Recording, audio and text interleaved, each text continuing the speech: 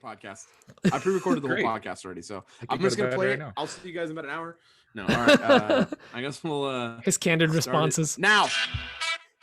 Classic Pete. Another dad joke. NBA K2K all day, right? They've done that. Hello and welcome to another woodshop. It'll just sound normal because you'll be cutting us off. Coffee Custom Builds, Daniel Dunlap of Daniel Dunlap Woodworks, Peter Carr of Petry's Workshop. You can find us all, as well as the podcast, on Instagram and YouTube.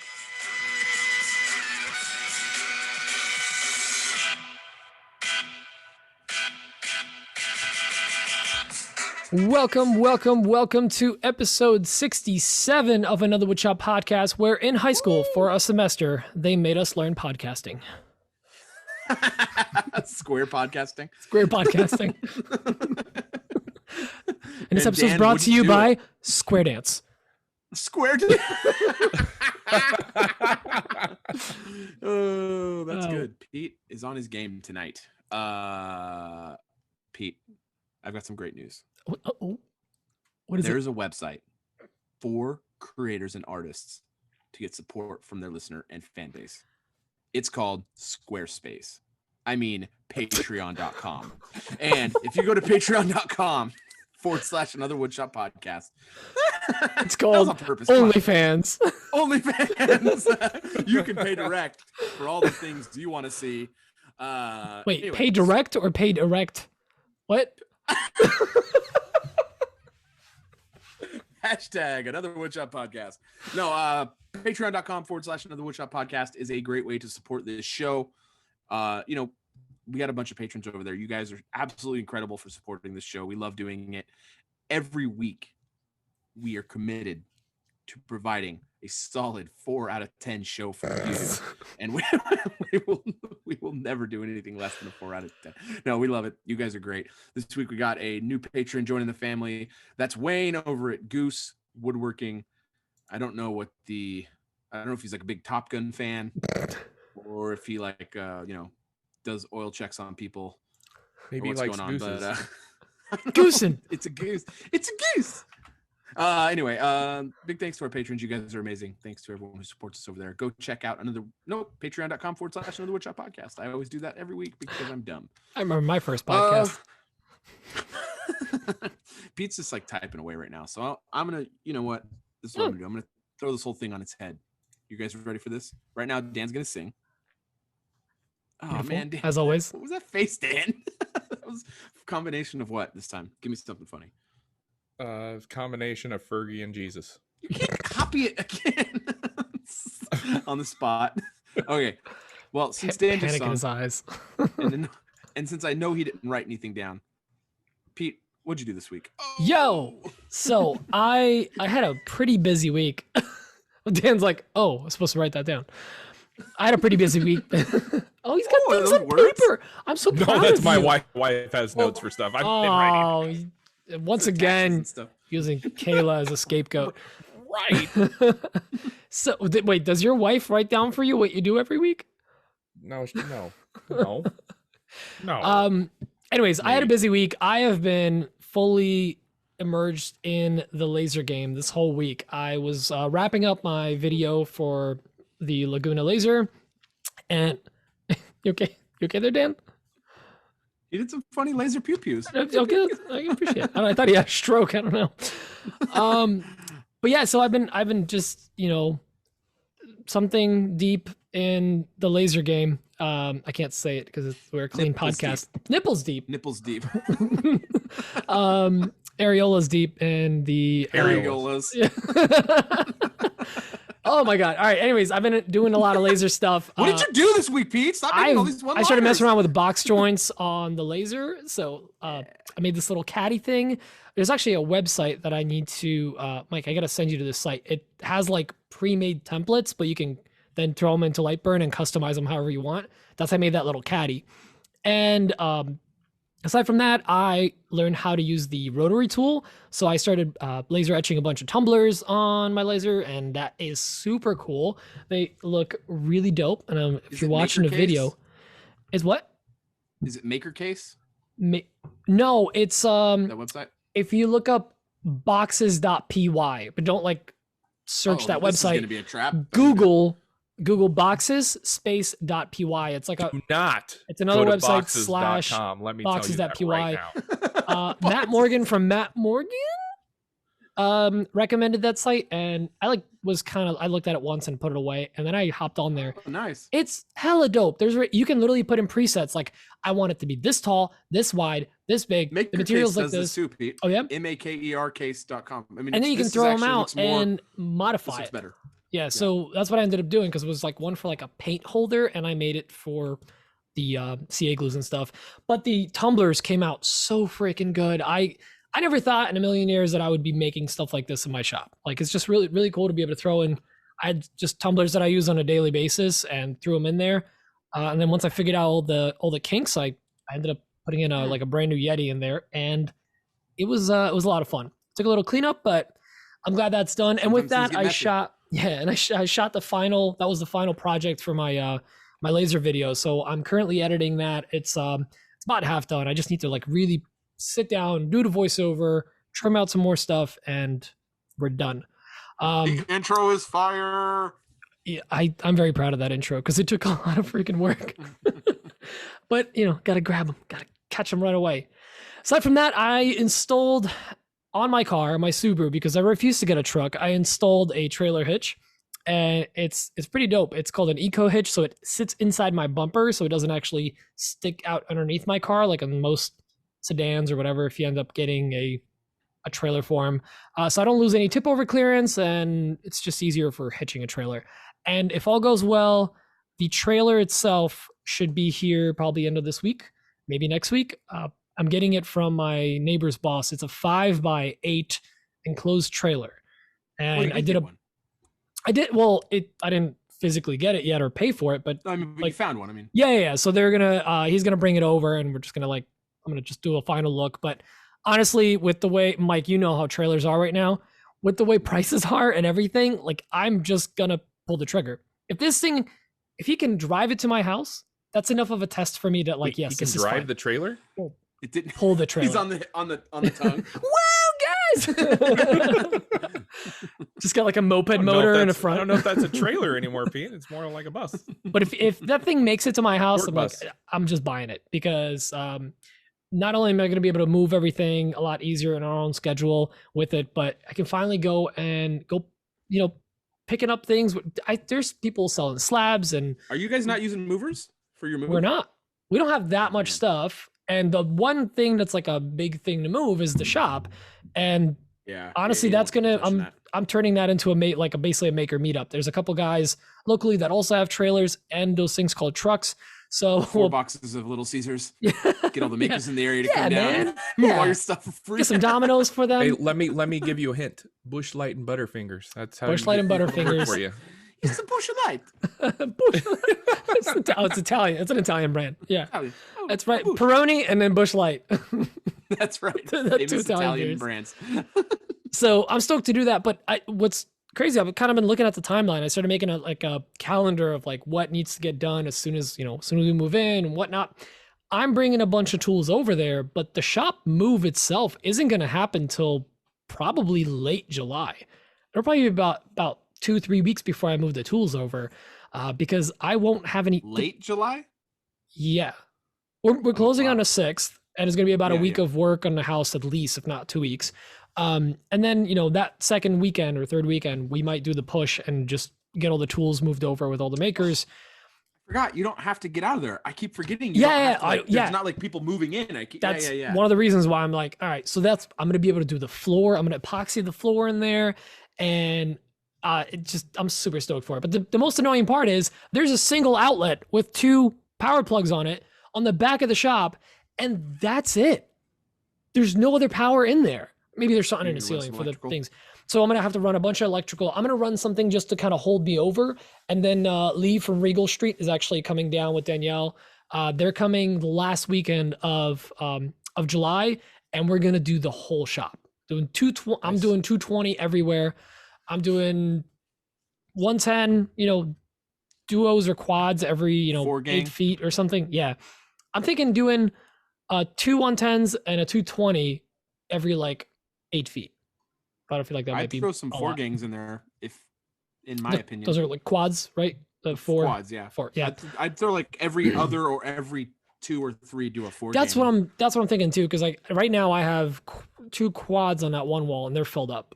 So definitely gonna be doing it. I'm pretty excited, especially like I think, with the laser and stuff. Yeah, and you know, like there's this like urgency to, because now, by the way, like the 6th is the date. That's the date we're all working towards. Like we need to do it because that's when the bank is expecting it. It's like, there's all this legal stuff behind it too, with our when the loan expires, whatnot. So like the 6th is the date. Finally, we were supposed to have been in this place. Like first week in June. Yeah, June 1st was supposed to be our closing date. Got pushed back. So it's officially in, and there's this like urgency in my head that like I have to move the shop immediately to do work on a house. But then in reality, like I really don't. I can get a lot of the work done with a miter saw, track saw, whatever. I'll bring some stuff over and then slowly start pushing, everything else over. And I just got to talk to some brands about some stuff, see if we can make some things happen for the new shop. That's gonna be exciting. But yeah, so the trailer is coming. What else did I do this week? I did some other stuff. I honestly don't remember, but look at your notes. On my notes. Man, that's it. Laser. I did the trailer. It was a lot of planning for the house that we're actually starting to get on paper now, and that's about it. Now, since Dan has all of his notes ready, Mike, what about you? I like this. It's fun. Yeah. Busy week over here. I got this last weekend. My cousin and I went and picked up this giant 50-inch by 126-inch white epoxy table. I think I alluded to it last week, but we actually went and picked it up Saturday. Man, that was real rough. Getting that thing was really rough. It was hard, just the two of us. I bought from Harbor Freight a hydraulic lift cart. It can lift 1,000 pounds. And man, that thing is, I'm probably going to buy another one. It was really, really nice. Like that thing was great. It was like $300 or something, but man, that came in clutch for that. It was me and my cousin and my customer. And we were just like trying to get that thing loaded. It was rough. So getting it loaded was hard. Getting it unloaded was ridiculously difficult. So I had to get one of those giant like breaker bars that you use to break dirt free to get leverage underneath it. And I just had to pump myself up. I was literally like punching myself in the chest and like getting myself pumped. And I lifted the thing up and my cousin got in there. We lifted it up and then we had to demold it because it was still attached to the bottom piece of melamine. Oh God. Because we couldn't get it demolded when we were bringing it in. So we got that demolded and then we got it on the CNC. And anyway, it was. Did the melamine at least pop off, or was it? It actually came off really easily. Oh, yeah, he had it all Tyvek'd and stuff, so it came off pretty easy. But that's melamine. It's a 4x8. Well, it's a 4x10 sheet. It was 2 pieces of melamine put together. So it was. I mean, that's heavy. Melamine's heavy. 3/4 melamine. I'm shocked he got it like poured that flat too. Well, flat. Not that flat. It was not that. No. No. Okay. He had that's why Mike's flattening it. Yeah. Well, so there's always some flattening to be done, but like it didn't look that bad. It's pretty bad. Oh, it was. I mean, it was. I'm Think taking of the waste. About 3/4 of an inch of material off this thing overall. Holy crap, dude! That's gallons of epoxy.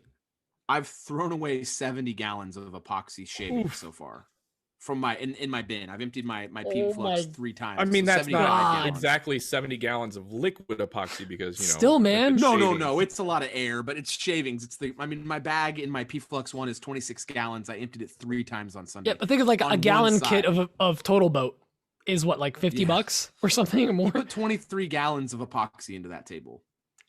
Just to put that in perspective. It's got 18 left. Yeah. So it's anyway, it was a nightmare. Then I had to have after you flatten one side, it's significantly lighter. So my cousin came over on Tuesday night and we were like, okay, we had to pump ourselves up and we like lifted it kind of no problem. Like, oh, this isn't so bad. So we got to lift it up and flipped it over. And now we're going to be working on it Saturday. So Saturday we're going to be flattening it. We're going to be cutting in pockets for the C channel. We're going to be cutting in the threaded inserts for the table base. And then we're going to be line ripping the edges and sanding that thing down and I'm actually going to be doing ODs on that entire table because I'm going to take it up to 600. And speaking of sanding, I got to use that new Jim sander. Jim is a wonderful guy. That thing is dope. Like I have the Pam sander and I love it. Nice. Good one. You're so dumb. I have the I Creed love you. sander. It's not very good. It's not very good. It doesn't do its job very well. But it is a monster. No, the other thing I was working on this week is this English elm table. That was for my dad and my stepmom. I got that done 2 nights ago, but I was using the gym sander on that. And I mean, I did a whole table, one of the sides, 80 grit was like a minute. And when I was talking to the guy who owns that company, Gym Industries, he was like, do not leave that thing in place for any amount of time. You got to keep it moving. Otherwise it'll just cut. It'll just make the divot in that spot. And yeah, it will. It sure will. So you got to move that thing like at a good pace. That's surprising because you think of like a regular sander, like you can leave it in a spot for a bit. And it's fine. It removes a lot of material. Does it spin way faster? Like no. It's just how much more. Imagine the amount of way surface bigger area surface is so area. much bigger. I mean, it's not like it's 11 inches. It's 1.5 times bigger. It's way more surface area. For me, it's 11 inches in diameter. I'm thinking the opposite because I'm thinking wider surface, more surface area takes longer to burn through the material than like in a small spot. That's the way I was thinking. Much. Also, how heavy is it? Thing. It's not bad. It's like a 1.5 horsepower motor thing. It's not bad. It's not bad. You're not holding it because I don't know if it had like it. It's resting on the surface. Yeah, no, it's got enough weight to do it. But I mean, so there's a shroud that goes over the whole spinning mechanism, and that's connects to your dust extractor, and it's just shooting it off to the side, and then the vacuum. There's still lots of what. I want to see you make one of like your little trays or whatever. Do a lot of like really intricate work to it, take really good care of it, and then the end of the video is just you sanding it with that, and you sanded into it dust. It'd be a great post. Fantastic. You're welcome. That'd be fantastic. Well, if you ever like leave it on there for too long, just like put a lazy Susan insert. Or get while you standing with it, get a phone call and start talking, and come back and be like, "Where'd it go?" It just fell through. Oh man, it like seriously did that tabletop through one grit in about a minute. I mean, it was just moving, like it was so fast. It's crazy. Like, it's gonna be a huge time saver. I love that thing. So, but yeah, I got that English elm table done for my dad and my stepmom. That's going to their place in Montana. That's the table in your background right now, right? Yeah, that's if people are watching the video. I absolutely, man, I love that table. It's just so pretty. I just love English elm. It just came out so good. So I did Rubio on that. Fantastic, just fantastic. So I took it. Is everyone okay over there, Dan? Sound like someone fell down your stairs. Oh, just people thought it'd be a good time to come down here and get ice out of the freezer. Ice, Kayla. Dun, dun, dun, dun, dun. It's not important, but I got a couple orders for some Lego tray or block building trays on my Etsy store. I have a custom order from a lady who used to work with my wife. She's super nice. She's bought a bunch of different stuff for me, but she coaches a softball team, and I'm making some home plates for them for some plaques to give to the different coaches. So I'm actually probably gonna list those on my Etsy store because I think for softball teams that's probably a good gift. So I'm gonna add those. I did a spice rack for a cousin of mine who's been very supportive of my company. So I made her a custom spice rack, and actually made plans for that available on my Etsy store. And I'm actually running a sale through the weekend on that as well. So, and then speaking of lasers, Pete was doing all this laser stuff. My laser, since I got it, something has always kind of felt off about it. It in the winter, it would get the chiller would get really warm, and I wouldn't run jobs very long because I knew it was running hotter than it should. I didn't know what was going on. I reached out to Laguna. Laguna had said, "Hey, you know what? This is actually within the tolerance, so it's fine." But like I would have degradation. I would have fidelity loss of my burns because the hotter those tubes get, the worse the burn gets. And I was like, "Oh man, what is this?" So I would only run jobs for a certain amount of time and then shut it off. Well, I hadn't ran a job on my laser in like 2-3 weeks. Well, it's gotten a lot hotter.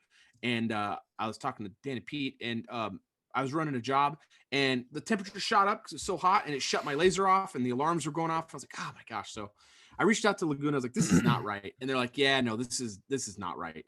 So they shot me out a new chiller, like 2 days. I got it 2 days later or 3 days later, and man, my laser, I feel like I have a new tool in my shop. It's running so good. It's keeping the temperature down, to a safe level. and I'm able to cut and engrave and use my laser again. And it just feels like it's optimal now. It feels like it's really running right. So Nice. I'm really excited about my laser. I'm excited. Pete was nice enough to send me a copy of his Star Bond caddy. I'm really pumped to cut that because that was a cool design. So I'm really pumped on that. So anyway, just excited about my laser. And we'll get tumbling soon. Yeah, Pete's gonna teach me how to use the tumbler. We're gonna tumble, baby. Laser. We're gonna tumble. Oh, we're gonna tumble, girl. We're gonna tumble. Girl. Speaking of girl, Dan, what did you do this week? I'm getting no love today. I love you a long time. You know that. Oh, let me check my notes. Check Kayla's notes. He just looks at previous week's Kayla's honey-do list, and then if he got it all Apparently done, this week he says I this is bought what we do. honey mustard, some cola. I did buy honey mustard. I went to Menards. I get gave honey Nick mustard Brim every his weekly beer. Yes, I did. I did. This is accurate. Okay, so speaking of Nick Brim, I had him rebuild those Murphy doors I've been working on because the ones I made were just slightly too big because of the swoop of the arc, blah, blah, blah, blah, blah. And it was just more efficient to rebuild them. And Nick took that on for me because I have a lot on my plate right now. And I am crazy grateful. Well, he made those and we went and installed them today and they're working great. So now all I have to do is go back on Monday and trim them out and they're going to look fabulous. So huge shout out to Nick Brim for doing that for me. I'm going to have to give him a couple bush lights. Sorry, not Bud Lights. We're not getting crazy here. We're going to give him a couple bush lights and some Butterfingers. Best worker ever, you guys. Anyway, so that's all done. I've also started on the outdoor shower for my client that has it's not a beach house. I've been told by many people on the internet there are no such thing as beaches in Nebraska, apparently. Thank you. Even on a lake. A lake cannot have a beach, even though it's got a shoreline and sand. No. It's a lake house. I'm glad it took you this long to figure that out. Whatever. Beach is a beach. You're being kind of a beach right now. Anyways, I'm working on that shower. Basically, I'm just reconstructing the walls. The shower mechanism is all there. The shower head itself and the drain, it's there, so I don't have to do that. Just rebuilding the shower because it was built very poorly. And I'm building that out of Cambria, which is that thermally modified ash. And that stuff is gorgeous. Yeah, it is. I love it. And my bonus, my shop smells like a campfire. Great. That's a nice little bonus. Yeah. It's great. I love it out there right now. And awesome. So I got one wall done. And, you know, I'm pretty proud of the design. It's pretty modern. It looks great. Like really nice. I really like it. If you don't know what I'm talking about, go to my Instagram page. You're look still for on it. Instagram. Cool. Yeah, I'm on Instagram. DanielDunlap.woodworks on Instagram. It was Cambria, right? Is it type of wood? Cambria. Cambria. Yeah, it's just thermally modified ash. Cambria. Baked. Cambrian. Thermally modified. Yeah. Cooked. Mike, is the chair you were showing us earlier? Is that Cambria as well? That's Cambrian ash. That's baked ash. That's Cambodian ash.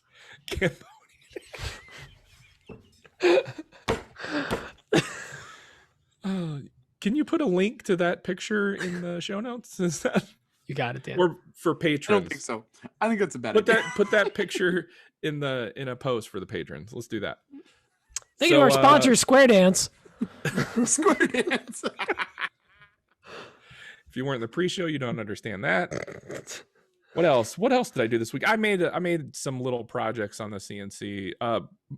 My little pre-made bow ties, not the templates, just the pre-made bow ties. They're selling pretty good on Etsy, I think, right now. I'm doing about one sale a day, which is probably nothing to you guys, but that's look at you sale stitching some sales. Really yeah, I'm pumped by that.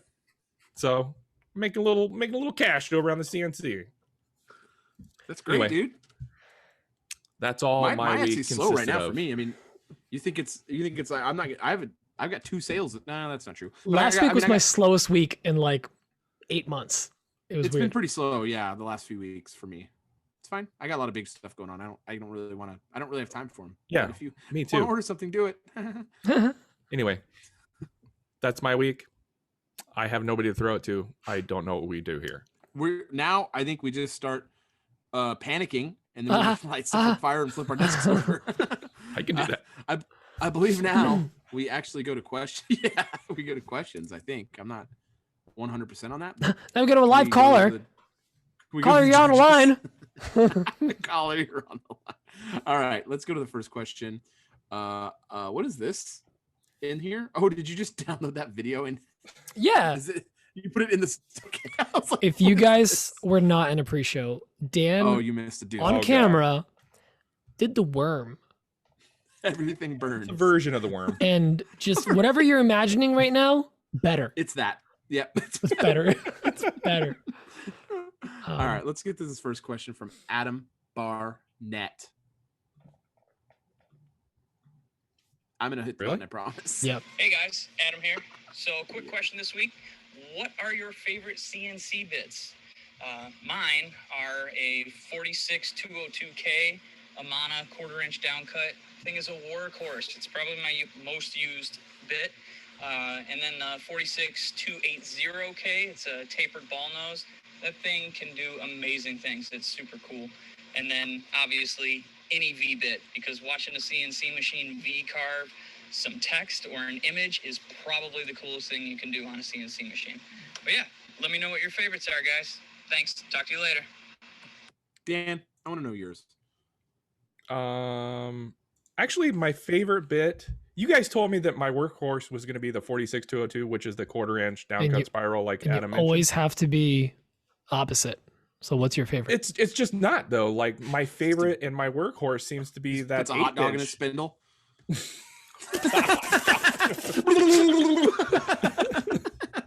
No, it's the. I'll show these guys the 1/8 inch downcut. The 225 46225K. Yeah, I don't know the numbers like everybody. It's a 200. It's weird to me that everybody remembers for the bits. Like you good? There's fear in your eyes. How do you guys? I just heard a weird noise. Did you guys not hear that? No, it's ghosts. It's fine. We just ignore it was like boo, boo, boo, boo, boo, boo. I don't know what that noise was. I've never heard that before. That's usually when something. Oh, is your mouse or something dying? Anyways, back to you, Dan. It's weird for me that everybody remembers the numbers of the bits. Why can't you just say what it is? I agree. It's a little weird. By their numbers? No, I don't know. It's just weird. Anyway. But Pete. So that's it. Just that your 1/8 inch bit. One bit's your favorite? Yeah, I've gone through 3 of them. I like them. Oh, they break easy though. You didn't say their numbers.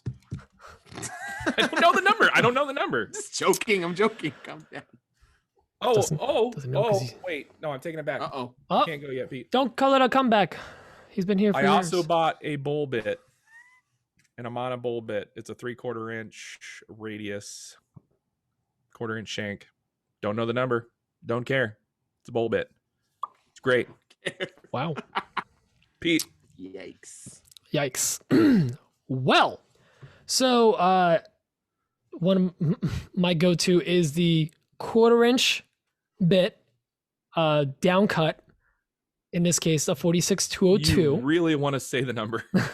I don't know all the numbers, but the two that I definitely know because I do use them a lot is the 46202, which is just simply a 1/4 inch downcut bit. Now, the one thing we can't stress enough is that downcut bits are the best for most jobs, or a compression bit.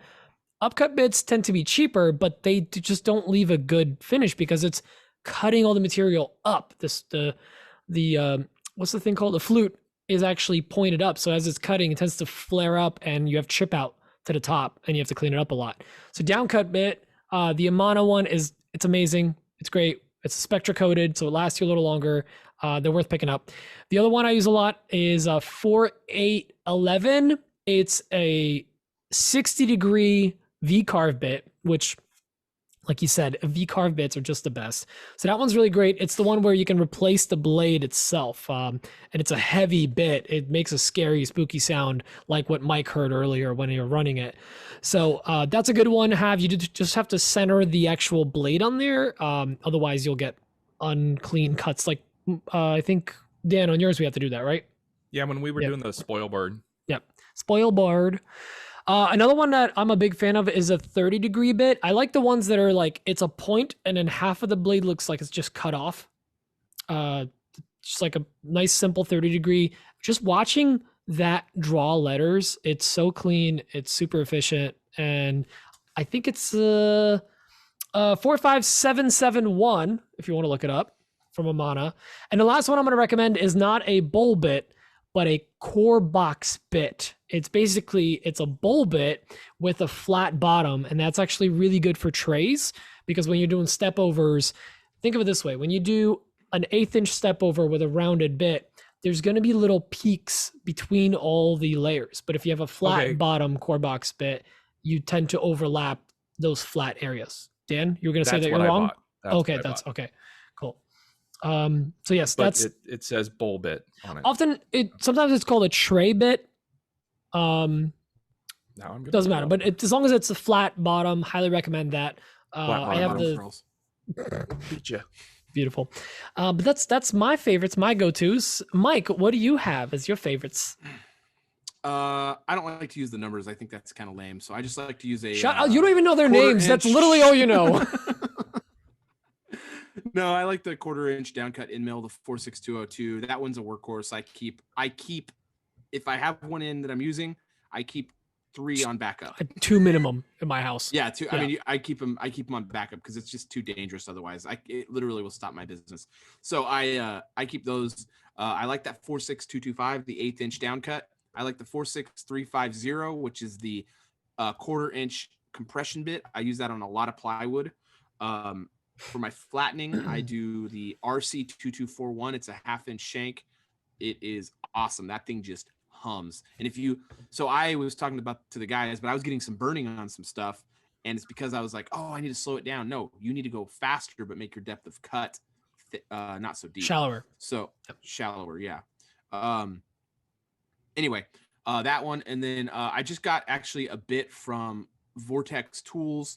It's a 1/4 inch in mill. It's a downcut. It's basically the 46202, but it is an industrial bit. It runs so fast and leaves such a nice finish. So I got to get more time with that because, frankly, it moves so fast that I was kind of uncomfortable with how fast it was moving. So I need to get more time with that bit and get more comfortable with it. And then for V-bits, I have a bunch of different V-bits. For engraving, I really like the single blade ones with the carbide teeth on them. For embossing, when I'm trying to make a 3D pop out, I like the 3 flute V-bits. Those seem to leave a nicer finish and don't tear out as much crud. So that's kind of it for me.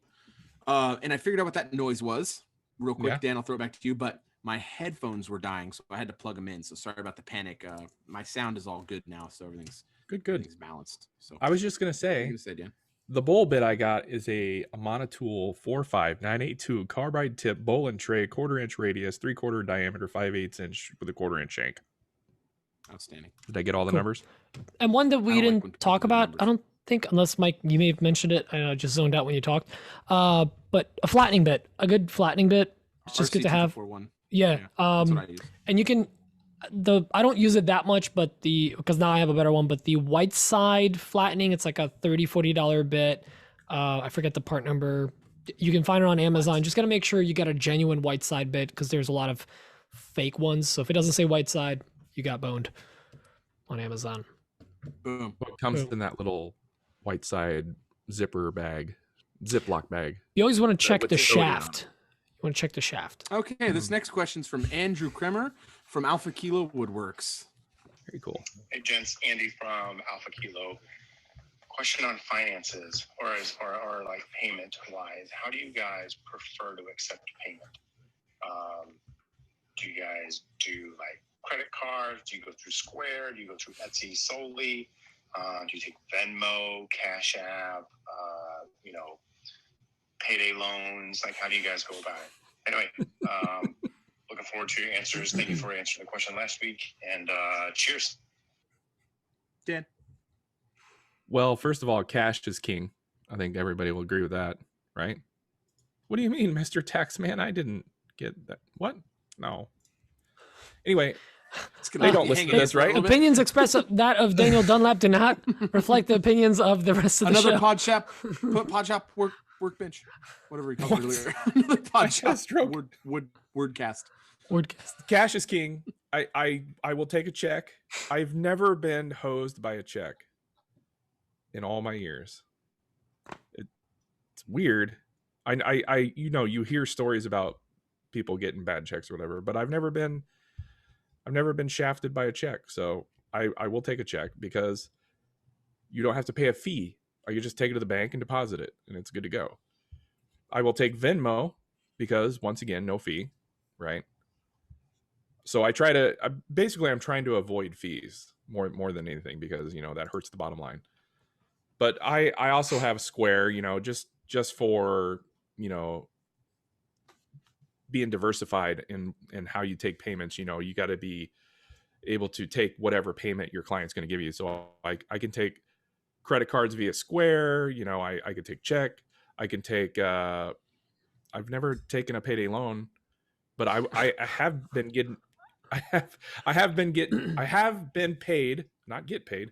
I have been paid with tools before, so I'll take that as well. But think, never in a single beer. Never in a single beer. Mini beers usually as a tip. I want to hear what Mike has to say now. Just the tip. Typically, so my thought is, I almost never get paid in check, except for when I work with brands or big corporations. Except when I work for grandma. Big companies like maybe it's a Nebraska thing. I get paid by check all the time. Well, you don't readily offer. I work with the software I use. They can pay with card. So they typically do. I try to make it so that it's the easiest experience for my customer, not like necessarily the easiest experience for me. I don't like that 3% fee, but I just work it into my job and it's not an issue. So I don't really care. Right. I just put it in there and I just try to make it as easy. I just basically want it to be so that they're just going to pay me the fastest. That's kind of how I look at it. So when I put that money in there. So with what I like about Jobber and QuickBooks, which are the two-way point of sale systems that I use, is I send it and they can pay with their credit card. So they just pay and it just gets paid right away. And I don't have to finesse. And it makes it easy. They can pay with Apple Pay or Google Pay or any credit card, or they can use a debit card. And then sometimes people will send me checks. So they'll send me a check and I can receive the payment that way. And then they get a little thing that says that it was paid when I received the payment, blah, blah, blah. So I don't really care how they pay me as long as it clears. And as long as they feel like they had a good experience and it was smooth. That's why for me, like with Jobber, not just making my life easier with Jobber, it's really become like an administrative assistant for me. It gave me a couple more payment options for my customers so they could pay their bills or pay me even faster. So I do like that part about that. Pete, what about you? For me, I take anything that they're willing to offer. Obviously cash is king. Cash is the best. I will anything. Anything. Take anything. I have worked for tools. I have worked for trade, where I would get something back. I've worked with other makers where I design stuff for them and they send me their products. That's pretty cool. Then it's also kind of cool because when you're working with other makers or people that make things like tools and whatnot, sometimes the prices get a little, you'll get basically a lot more of equipment because they are paying you at cost of their item that they're making. Like one example is like, I've gotten like trays, not trays, but what's the HDPE epoxy trays or forms? They're called forms. So that's fun. But basically, my main one is cash, then Venmo. I honestly try to avoid PayPal because PayPal has this thing where it could be like, hey, is this a business or for a friend? And it's like, oh, it's business. Oh, there's tax now. There's a fee. So it like takes out a little chunk of it. So I try to avoid that. But I think the key is to offer as many options as you can. I have Cash App. I have Zelle. One time I got paid through Facebook, which is like an offer. I tried it's that a thing for a while. too. I take checks too. Never had one bounce, but just, yeah. But like cash or one of those instant, like Apple Pay or Venmo are my favorites. They're just go-tos. I do need to set up Square because I just want to be able to get paid with an invoice or a credit card. That'd be really nice. So that's something I need to set up. But that's my favorites right there. Instant gratification. Dan? You reminded me of a barter I did a couple years ago. It was one of the better barters of my life. What was his name? His name was Christiana. His name was Christian. No, Christian. So this was for photography. So like I bartered some photography work for a quarter cow. That's how we do in Nebraska. Oh, of beef? Quarter cow. Yeah, I got a Hey, quarter my wife cow is of beef. home. Hey, Emma. Oh, that's weird. She just flew in from Florida, so and I, like a Florida, good her husband, arm's didn't pick her tired. up. That was great, oh, Dan. God. That was Dan. That was Dan out of Dan. Dan out of Dan. I actually want to say I'm actually kind of not a fan of taking cash because then I have to go to the bank and put it in my bank account. You put it under your mattress like a man. Yeah. No, I Put in don't a avoid stripper's paying G-string taxes. like a man. Put it in a man stripper. Put it in. Okay, Put it in the a next man like a question- man. Put it in a man. Speaking of putting it in a man, this is Josh the Dad. Hey guys, it's Josh the Dad. Yep, J the D. Josh the Dad, one of the big IG, coming at you with a question of the week. And here it is. Actually, it's not the question yet. I have to do my part, ramble on a little bit, carry on, say some things, do the words. But actually, I'm losing my brain in the heat because I'm working in my shop today. And I'll post some pictures so you can see. It's not fun, but it makes me think. Have you ever looked around your shop and went, why in the world did I buy that tool? Yeah. Okay. Have a great week. Bye. First of all, Josh, I'm sorry for the joke I made right before your voice message. That was totally unnecessary. I got caught up in the moment. And inappropriate. And really inappropriate. I'm probably gonna edit it out and have Pete saying something inappropriate. So, Just do it. Banana hammock. thank you. I'm just gonna move some audio clips around. You're welcome. Dan, did you ever buy a tool and wish you hadn't? That dang Delta planer. By the way, if you're looking for a planer and you're in the Omaha area, hit me up. I got one myself. I'll trade it for a quarter cow straight across. Yeah, I will actually. Yeah, for sure you will. For some steaks? Yeah, hell yeah. Heck yeah, man. Pete, what about you? I've been very methodical with my tool purchases over the last couple of years. The only tool I can really think back to, like, why did I even buy this, was back when I was like, oh, well, everyone's got a Dremel. I have to get a Dremel. When I was like getting started with everything, like I have to buy a Dremel. Everyone's got a Dremel. And I bought a Dremel and I used it all of like 2 times. And both times went, this tool doesn't do the thing I need. I need something bigger. Either like I was trying to use once as a router and once to like actually like cut some metal, and I was burning through those little discs like within 30 seconds. And I was like, this is absolutely idiotic. Why did I buy this? This is a great answer. I wish it was my answer. I have that. Sorry, I feel like we all have at some point had a Dremel in our shop and have all been like, I never used this. So that's my answer. Mike? Yeah, I mean, I have a Dremel too. I bought one when I first started woodworking, and I've never used it. It's never been turned on. I've never turned it on. I don't know why I bought that. I feel like we're at that point where like we really think about the tools we buy. It's not impulse purchases. We're not like at Home Depot one day and we're like, I did want to. I'm gonna buy that. I use the Dremel multi-tool quite a bit, but that Dremel rotary tool, never. Yeah, I don't have the multi-tool, but yeah, that rotary is useless trash. I mean, it's probably fine for things. There's people, but I don't need it for what I do. Yeah. I did recently buy that Rangate knot hole filler system. Garbage. That was an absolute waste of money. Is that the hot glue gun one? Yeah. So it really, honestly, I see a lot of like people for talking about how medium-sized- that's great. Yeah, I think for medium-sized voids, it is fine. And if it's on a horizontal surface, I put them in the bug holes on the bug holes on the side of the live edge of that elm slab.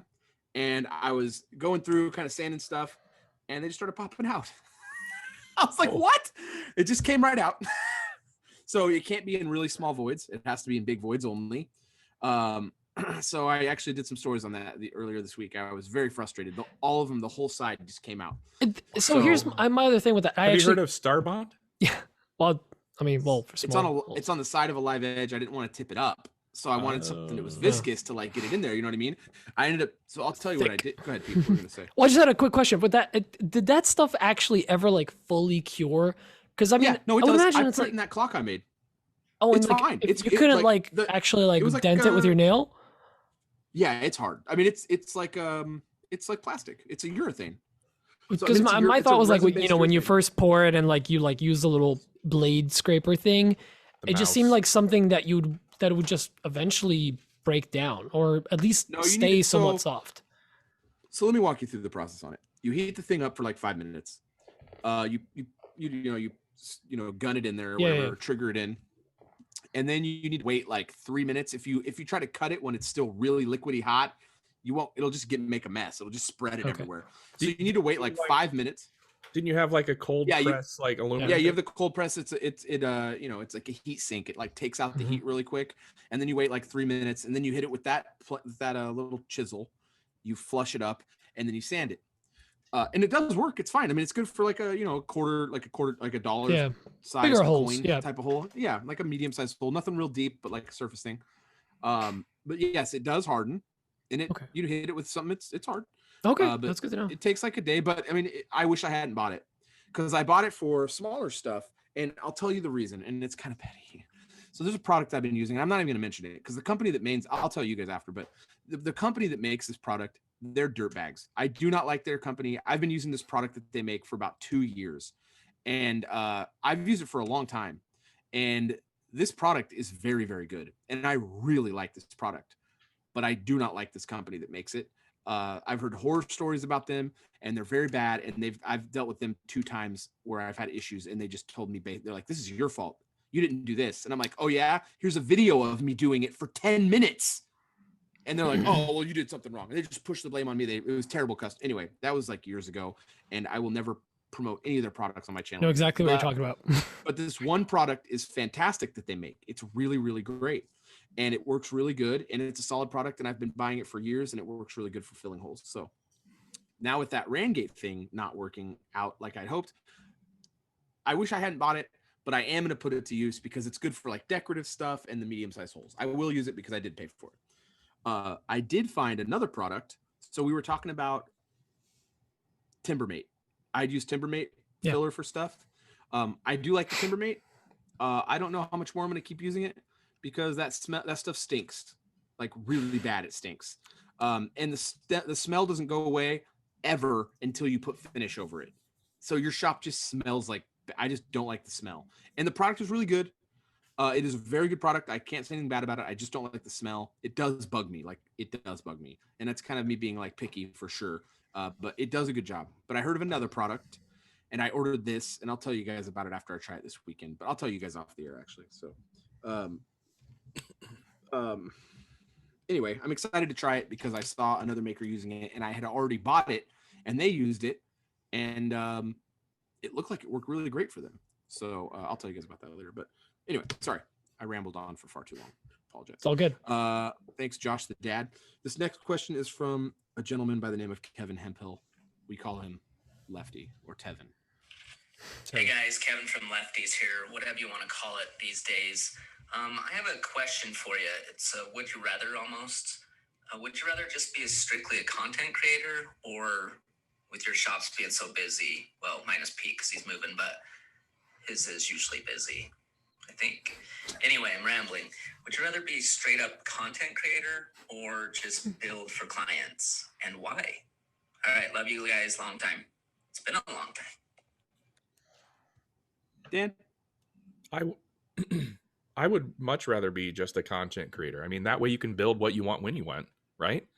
And you don't have to bend to client demands and take, client requests, and you just don't have to deal with people, which isn't necessarily always I think, dealing with a client it can be kind of a headache sometimes. They want things that aren't kind of possible, and you have to figure out a way to do it. Huh? Get any boots lately? So things get difficult with brands sometimes. Fair point. Anyway, I'd still rather just be a content creator, make what I want and how I want, on my schedule. What do you think, Mike? I go back and forth on this almost all the time. Like it's constant. Like I really love making content, and I love working with good brands. Like I really like working with the brands that I like working with. Sometimes it's a lot of work, and like making it happen, the deadline gets really stressed. I mean, content deadlines for me are more stressful than client build deadlines for some reason.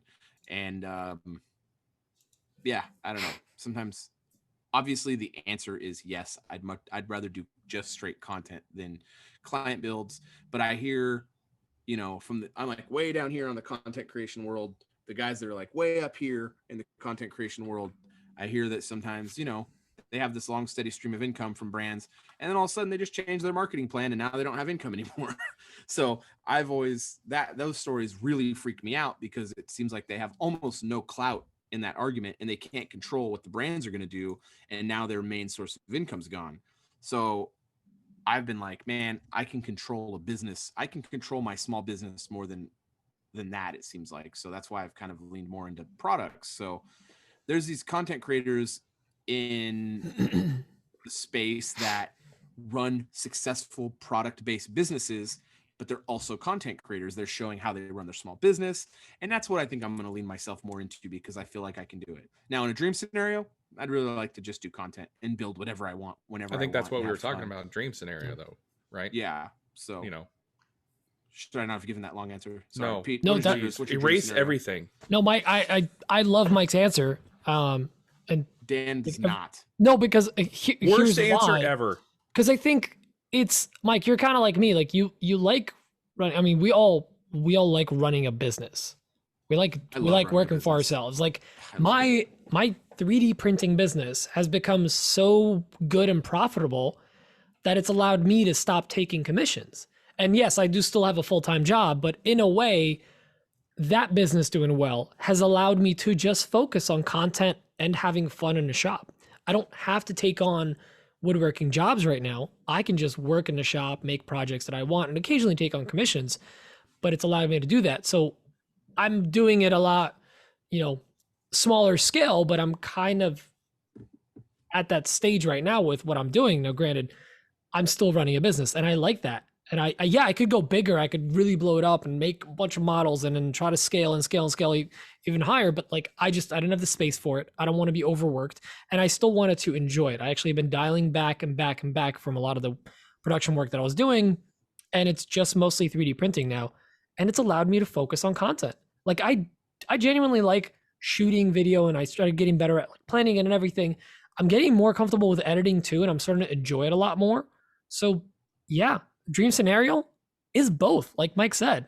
Like, yeah, it's great to have all these multiple streams of revenue, some from sponsors, some from affiliates, some from whatever. That's great. And you can just focus on content, but also having some control over like, well, even if this bonus money from sponsors doesn't come in, I'm still bringing in $4,000 this month. My family can eat. That feels great, you know? So I think I like the combination of both. Maybe not have like a full-time job where you're just slaving away, just putting product out constantly. But if you could do a great, healthy combo of both, like Mike was talking about, I'm all about it. Yep. Sounds great. Yep. The next question is from Michael Maynard. Michael Menards. He is the Prince of Menards. Hey guys, this is Michael Maynard of Splinter Fingers Woodworking on Instagram and Facebook. Yeah, I know, Facebook. I'm not old, really, I'm not. But I got a question. I am looking to get my first CNC in the coming months, and I am leaning toward the Long Mill by CNC Labs. It's more in my price range, and I've seen several reviews on it, and I really want to give it a shot. It looks like a great machine. But here's my question. How do you calculate the feeds and speeds for bits that you can't find on the web anywhere? Like right now, I'm trying to get used to the software. I'm using Carbide Create, and I am trying to figure out for a round nose bit, a 1/2 inch cutting width, and I can find nothing on the web. So, any advice? Thanks. By the way, love the podcast. Bye. Pete. So Pete. 2 things. Pete, wake up. Pete. I'm awake. First thing, when you said we're pre-listening to that question in a pre-show, and I heard you mention long mill CNC, and I was like, why do I know that name? It's either good or bad. So I looked it up, and yes, the reviews are decent, and this is coming from someone that is in the 3D printing space. If the 3D printer you're paying, or sorry, if the CNC you're paying for $1,000, or something around that, and if it comes with 3D printed parts for a majority of it to hold it all together, and then the rest of it is parts you can just readily find at Home Depot, I would be a little skeptical. Can it do a good job? Probably, yeah. But I don't see the quality in that kind of machine. Yes, the price is attractive, but I could just tell you from my personal experience, Mike's experience, now Dan's experience, and the experience of many other people that I've talked to over the last couple of years on Instagram, you're going to want to upgrade that thing pretty freaking fast, because you're going to start picking up work and you're going to hit a wall and hit a limit with that very quickly. The other problem you're going to run into is it's not going to have that much of a community support. Anyways, that's all I'm going to say about that. Just do your research. It might be worth to go with something slightly more expensive. As far as calculating speeds and feeds, I'm not too good with it. I rely on the manufacturer's instructions. And if you can't find it for whatever bit you're picking up, honestly, just go on like Amana's website or Tools Today. They have speeds and feeds for most of their bits. It's a good starting point. I would maybe dial it back, especially with, if you're not sure with your CNC yet, dial it back and then start dialing it up to full speed. And I think in Carbide Motion, if that's what you're going to be using for running it, you can actually dial your speed back as your program is running. So you can dial it back and then up and whatnot and figure it out.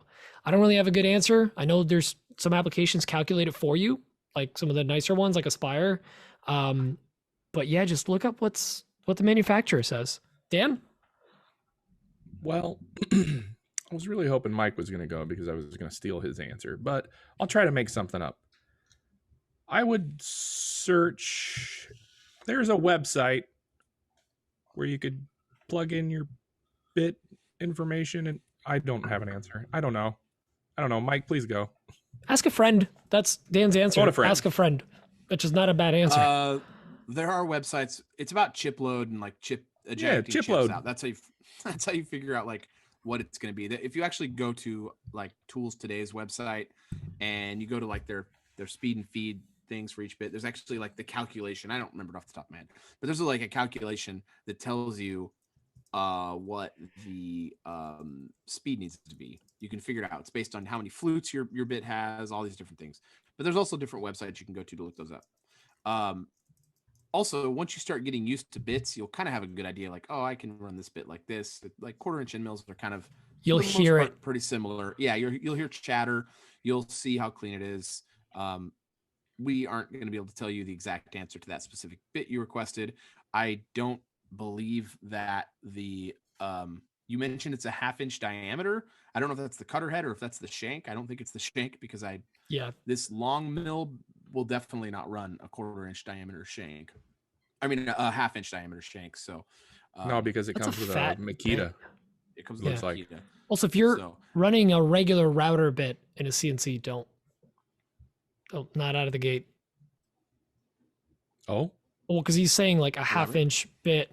Well, because some of them are not made for that, and they're not meant to run as fast as like they're just not designed for CNC work.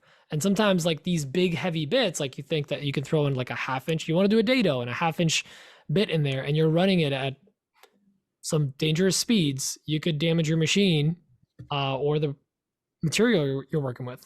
So you can run router bits in a CNC, but with some of them, you just got to take extra special care and or take your time, because they're not all designed for those kinds of speeds and feeds, you could say. Yeah, I think some router bits are actually, you can run them at much higher RPMs than a CNC bit. Is that too? Yeah. Anyway, just be careful. Know what you're doing. You're gonna get your hand cut off. The next question is from Moses. Yeah, that wasn't like a threat. It was just like a warning about bits. I wasn't gonna come cut off your hands. Chip load. This is in Venezuela. The next question's from Moses Cho. He has this to say. Hey guys, it's Moses with Chosen Craft Co. And I wanted to tell you and express that, since Josh's dad is back, I feel a little pressure to go hide in a corner somewhere, but I think we're friends, so I guess I can turn in a question. Right, Josh? Okay, cool. All right, so my question to you guys is, if you were to hire somebody, to be part of your business and to help your business, what kind of position would they take? It could be an admin stuff, online, just marketing, but it could be like, Nick Brim, Dan hired, I don't know why I said Dan hired Dan. Nick Brim, just for cheese curds and a bag of sandwich. So Peanuts. Is that kind of like A loose bag of hot dogs. Is? I don't know how it goes, but I'm more talking about a part-time job rather than like subcontracting, deliveries or just people to help you for a day. It would be more consistent and, just maybe 10, 15, 16, 20 hours a week kind of job. So what kind of job would they take? A sanding station job, or just packaging jobs? I want to know. Let me know, guys. Thanks. Who wants to go first? Dan, go. They'd just be like a general laborer / helper assistant, kind of do whatever I need done at the time person. It wouldn't be anything like you're going to be sanding all day. It's going to be a myriad of things, maybe someday I'll need help sanding. Maybe someday I need help flipping things over and carrying stuff in. It's just general labor is what I would need, I guess. And I didn't hire Nick. Nick is still his own guy. He still has his own company. Like I just contracted it out. I contracted him out. Yeah. For, a Busch Light and a Butterfinger. Cheese curds. Some cheese curds. Well, I don't know. The cheese curds weren't in the contract. He's not giving them up. No. Those are my curds. Negotiate better, Nick. Did you say Mike? Mike. Yeah, Mike. Yeah. So my cousin, I can kind of answer this because I'm trying to. So, in my life outside of woodworking, I've always had employees, and something that anytime I've been an employee, when my employer shows me that there's going to be upward movement and they're going to train me and I'm going to learn a skill, that always motivates me whenever I've been an employee. And my cousin has been helping me, and he's shown a lot of interest in woodworking. And when I give him a task, he does it like perfectly, perfectly. He doesn't know what he needs to do next, but as long as I assign him a task, he does a really great job. Like it's really nice having him in the shop. He also is a contractor. I don't have him on as an employee because I just am not in that situation right now. My goal with him is to bring him on as a full-time employee as soon as I can. So he is a contractor and I pay him hourly based on what he does for me at the time. And it really depends. Like I'm starting to get a lot more bigger projects and I simply cannot move them myself. I just can't move these tables by myself. So he will help me flip tables or get tables. Like last week, and we did deliveries and pickups. I also don't just want him to just become like this, I don't know I don't want to just be like this bitch boy that just does these random things for me. That's not what I want him to be. I want him to come in and feel like he's going to learn stuff because he has shown interest in this. So unfortunately, a couple Saturdays ago, that meant he was sanding for 6 hours because that's what I needed, because I needed to do things that I had the skill set for that he doesn't have. So he had to do the sanding, and he did a fantastic job sanding. So I needed to run the CNC. He simply doesn't know how to do that. So that's where we were at. I needed to build stuff and I needed to do stuff over there. So I am teaching him how to use the CNC. He's learning it, and I have him doing anything I need him to do, like Dan answered. But it's also like on a training basis, because as soon as I can, that makes sense. As soon as I can, I want to bring him in full time. And that's where I want to take my company. I want to keep scaling. It was told to me a long time ago, if you don't scale, you fail. That's what I was told to me a long time ago for small business stuff. So if you're afraid to grow your business, might as well just hand over the keys to someone, is what was told to me. So I am trying to do that. I'm trying to grow whenever I can and take on things as much as I can. Even the idea of having an employee scares me, but you just got to do it. Like, you just got to grow these things sometimes. So when it's a small business like this, it's not like we work at McDonald's. They just work at Coffee Custom Builds together with me, and we do what needs to be done at the time. There isn't like, oh, he's the cashier here. He just takes money and inputs orders. That's not what he does. It's all hands on deck. So, Pete. I feel like we all just want like a second one of us just in the shop, because then they would just know what Yeah, we that'd do. be great. Be so nice. That'd be cool. For me, honestly, it would be like administrative and somewhat design work. But mainly like administrative and shipping. If those two items could be taken off my plate, and that includes, social media and like reaching out to Podcasting. No, I mean, I still do the podcast, but like, Polish. if like responding to people on Etsy, getting orders set up, anytime I'm like, oh, I have this thing, I just need to like make the posting or take photos of this, and somebody else, if they did that for me, like all that little administrative work that adds up to like 10 hours in a week. That's 10 hours I could be playing NBA 2K, whatever Dan plays. And like Dan's smile went to immediate like dagger eyes. Just frown. But like, I mean, think of how much administrative stuff we do. It really is a lot. Even something as simple as like, responding to all the messages in a day, or make an Etsy listing for an item that you made. Like sometimes it'll take us a week or two to throw it up on Etsy. Yeah, jeez. It's just like basic things like that, where someone I could like be a fluffer and like they'll fluff up the text and make it all pretty and write it up, whatever, and reach out to a sponsor or respond to an email. Dude. I found out that you can go to Fiverr for like some of these like description things for your website. Honestly, I've been looking at that as well. Ghostwriters. Yeah, I saw something administrative. on TikTok and I was like, ooh, I'm gonna do that. Because I want to make stuff. I don't want to sit here in front of a desk. I don't know if you guys know this. I'm not a good writer. I thought Kayla writes all your stuff, because you only know how to write with numbers. Yeah, I'm not creative like that either. I don't think like I can't come up with a creative like tagline for these descriptions for these Etsy listings. Yeah. And when I do, I feel like, man, these are so shilly. Like I feel like such a shill. My Etsy tray, dad tray. Buy my tray. You want it? Walnut. You want tray? I got tray. Yeah, I just feel like there's. Have you ever seen a tray like this? It's gonna blow your pants off. It just feels so stupid. Like I feel like such a jerk. I just need to hire one of those like interns that like overhauls my entire Etsy and everything in like an hour. Because for them it's like whatever. The whole time they were texting too. That's a thing. Yeah, I mean that's in all the movies. I want to be like Devil Wears Prada, but like I'm the lady. Sorry. Yeah. Yeah, it'd be really nice to just not do a lot of these things for sure. That's why I mean I mentioned it. That's why I like Jobber. It's saving me already like 8 to 15 hours a week. I'm seeing. Like, does Jobber write your Etsy listings? What's that? Oh, I wish. Does Jobber write your Etsy listings?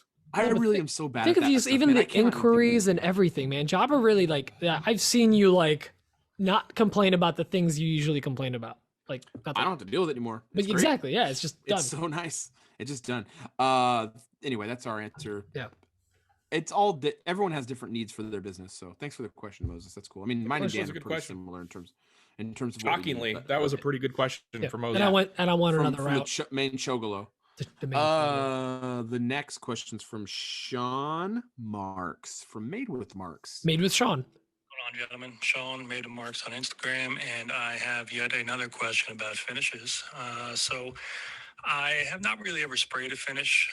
Usually, using oils or just, whatever, rubbing it on.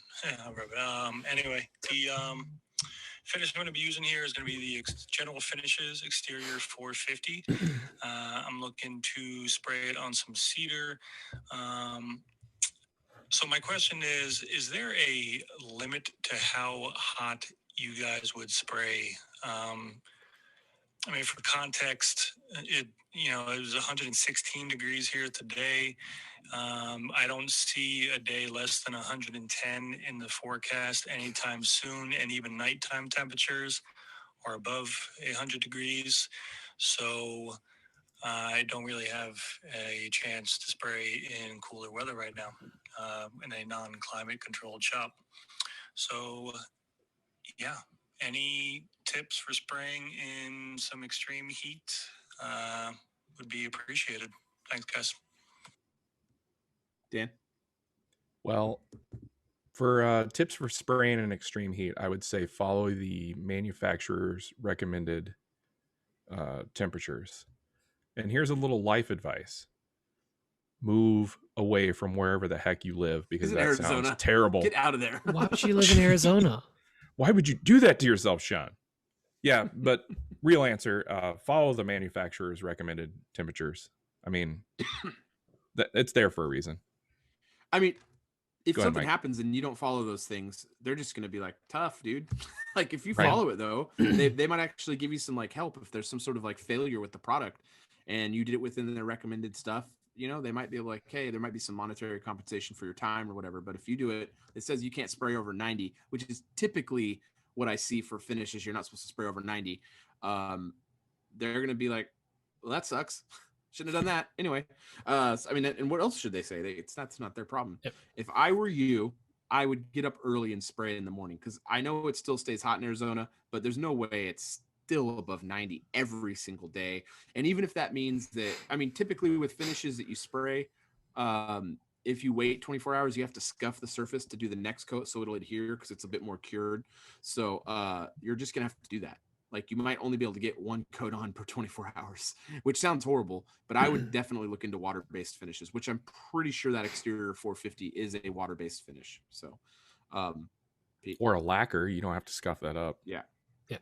I would say, man, go away from spraying. I mean, you might have to change your tactic for a couple months when it's this hot, and bring it inside, and you can do a wipe on or something, or I mean, tape off a living room. Yeah, that's another or thing. How something. big is the the project? Yeah, because maybe you can bring it inside and spraying a little bit, with window open. I wouldn't in a spray it small inside, room. but maybe a rubbed on finish. I would do a wipe on around the summer, or honestly, and this might not be a popular choice, but pay someone to do it. Find a finishing shop. There's shops that just do this all day. You just have to bring a piece, they finish it for you, and that's it. I mean, I know of people that have done it here locally. You just don't want to spray or don't have the capability to do it. It's an option. Yeah. that'd be Hit up a nice for cabinet lot of shop. things, So you're like, for sure. hey, can you guys spray this? Or can I come in and spray? Ask. You never know. That's right. You don't know until you know. Exactly. Wise words. The answer is always Wise no. words. Until Wise it's words not. from the dirty tumbler. 20 no's and a yes means yes. If you get a degree and you have a D, wait, what do they call you if you get your PhD with a C average? Doctor. It's right. Anyway, no. Oh, it was very deep thoughts. It's very but hard to coffee. get into. Yeah. That's the end of the show. Yeah, So it thanks for is. listening, everyone. Thanks for listening. That's Thanks all to the Square questions. Dance for sponsoring.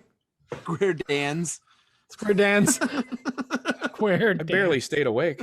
I'm glad. Squared Ands. Why would you Nope. do that, Dan? All right. Don't do that. Next week's episode will be brought to you by Pete. Give me one of your fast dad jokes. Come on. Did I tell you guys about my uncle? No. That was last week. Stop it. You About told a us month last before week. he died. No. Next week, it'll be sponsored by World of Franks, where for all your foot-long It's hot dogs. Franks, it's just hot dogs. Gonna make it bags of rain hot on dogs. Dan's face. Cariolas. Next week in the live, we're Carriolas. gonna have a hot dog cannon at Dan's house, and Ooh, that sounds fun. I'll catch him. Like at a baseball game? Have you ever Yeah, seen those hot instead of dog games? t-shirts, it's like a round of like 9 hot dogs. Yeah, exactly. Big thanks to our patrons. Big thanks to everyone who listens and shares the show. You guys are amazing. So this will be the second week we're on a new Thursday schedule. So next week we actually won't be on that. Next week we'll be. Next week we'll. it's vacation season. Yeah, next week we're actually going to be doing a Wednesday show, right? That's what Wednesday. Okay, we're gonna do Wednesday show next week, because Dan's gonna be out of town. So, he's got a wedding. Not gonna. Yeah, I got to shoot a wedding. So we're gonna be. Who gets married on a Thursday? People that are trying to save money. Booyah, kapooyah. Keep you guys on your toes. That's all it is with the schedule. Yeah, I'm also. We're probably gonna have to figure out some stuff when it's your week to move, Pete. Right? Oh, I guess you're actually not really in a big rush. It should be fine. Yeah. No, I'm not big rushing. Okay, you could not do true. the podcast from his new trailer. Yeah, that'd be drivable. Well, hopefully I'll have internet so I can just do it at the new house. But if not, I'm coming back here at night anyways, so I'll just record here. Yeah. I was thinking that I keep forgetting you're in a pretty good ideal moving situation. That's nice. Yeah. Anyway, next week we will be recording on Wednesday. Please join us for the pre-show live on Wednesday on the Another Woodshop Podcast YouTube channel. Also, if you would like to support the show monetarily, check out patreon.com/Another Woodshop Podcast. And if you don't want to support the show financially, that's totally fine. Give us some share us in your feed. Don't share us in your feed. That's a bad idea. Share us in your stories. Share us or in just your tell stories. people Give on us the street. Yeah, randomly. If you ever seen that movie Hot Rod, grab people named Richardson, and he has these flyers, and he literally throws them in people's faces. And so if you could have some Another Woodshop Podcast, Another Woodshop Podcast flyers made up and just throw them in people's faces, that'd be really effective and a really good marketing strategy for the show. And I think it's kind of on brand, to be honest. So anyway, just share the show in your stories. Get out there, talk to people about it. We'd really appreciate it. We love doing the show, and we love that you love the show. And we love you long time. So with that, we're going to leave. So have a great week. We'll talk to you guys next time. Love you long time. Bye. Bye-bye. Bye-bye. Bye. Bye-bye.